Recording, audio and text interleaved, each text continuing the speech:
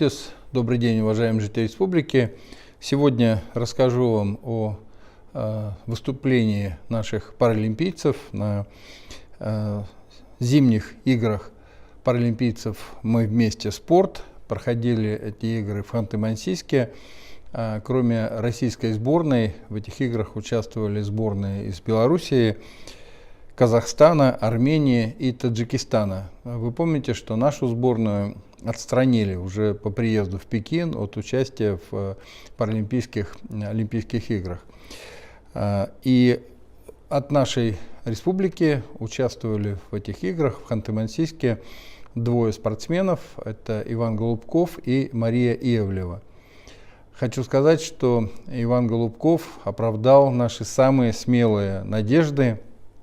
Он завоевал 6 наград, 4 золотых и 2 серебряных, то есть выступил блестяще. С чем мы все искренне Ивана поздравляем. Иван, так держать.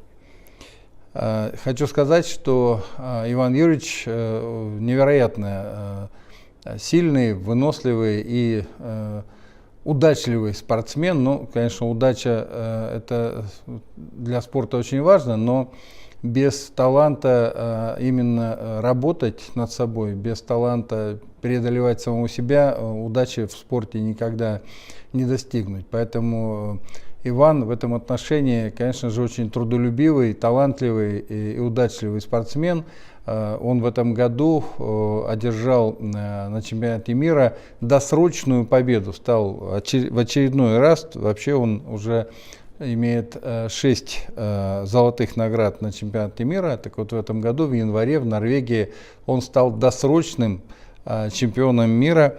И это, конечно, украшение паралимпийского спорта России и, конечно, Республики Коми. Ну, еще раз поздравляем Ивана Юрьевича и, конечно, желаем всем спортсменам Республики Коми вот таких блестящих побед.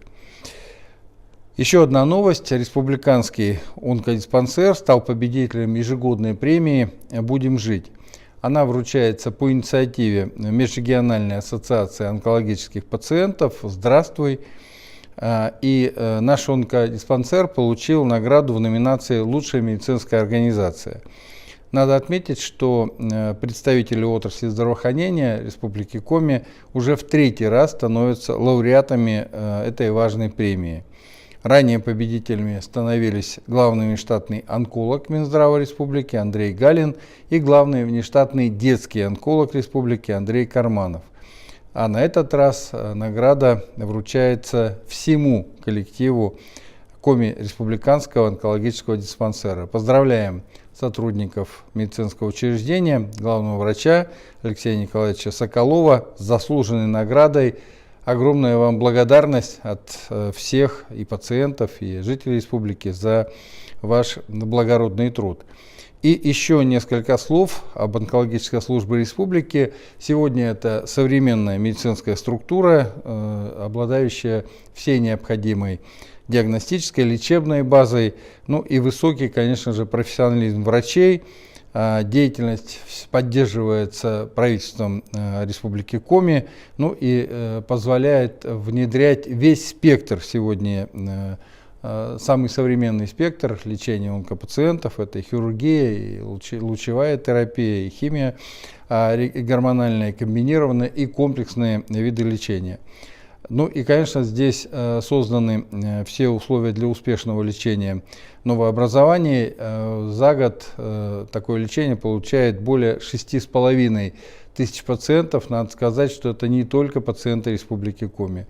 В онкодиспансер приезжают на лечение и жители Архангельской области и Пермского края. Еще расскажу сегодня о работе логистического центра. Это очень важно именно сегодня, вот в нынешних непростых геополитических условиях. Такой логистический центр в республике создан 12 марта по поручению министра транспорта Российской Федерации Виталия Геннадьевича Савельева. Для чего он создан? Ну, конечно же, для решения именно в оперативном порядке вопросов логистики.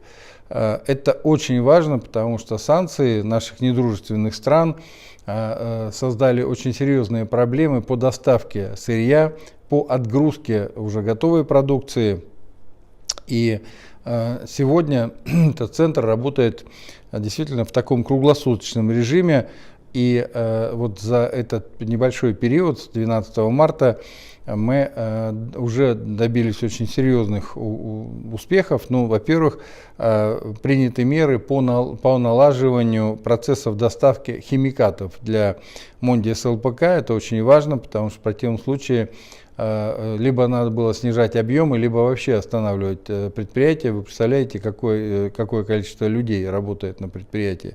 Поэтому, конечно, вот логистика в этом смысле очень важна именно для сохранения рабочих мест, ну и, соответственно, всего дальше социума, и выплата заработной платы, и отгрузка продукции готовой, и налоги в бюджет республики.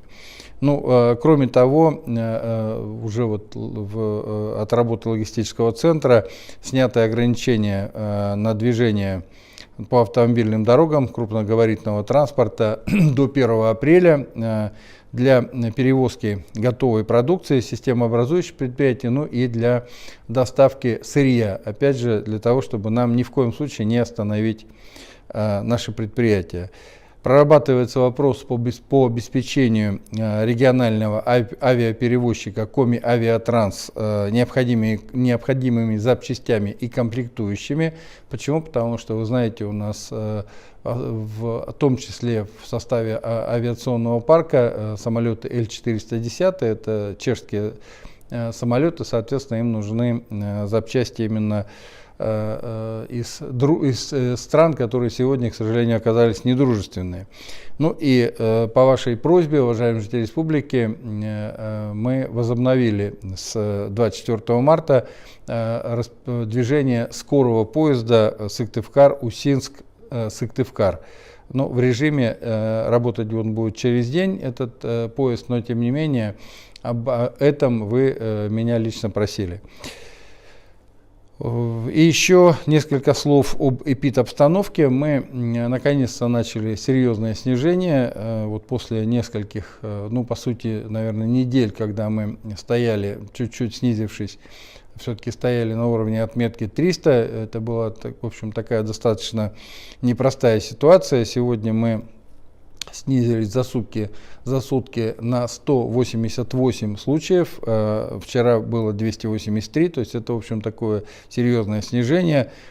Тем не менее, пока еще все-таки высокий уровень заболеваемости в городах. Это Сыктывкар, Ухта. Ну и еще есть в Кайгородке у нас, в Кайгородском районе, тоже достаточно высокий для района уровень заболеваемости. По коечному фонду мы также сокращаем коечный фонд очень активно. Ну, например, сегодня сократили 100 коек в Коми республиканской клинической больнице. И это последние 100 коек ковидные. То есть мы с завтрашнего дня начинаем больницу готовить уже к плановому приему пациентов в полном объеме. По занятым койкам у нас занято 570 коек, развернуто 883, то есть мы баланс сохраняем.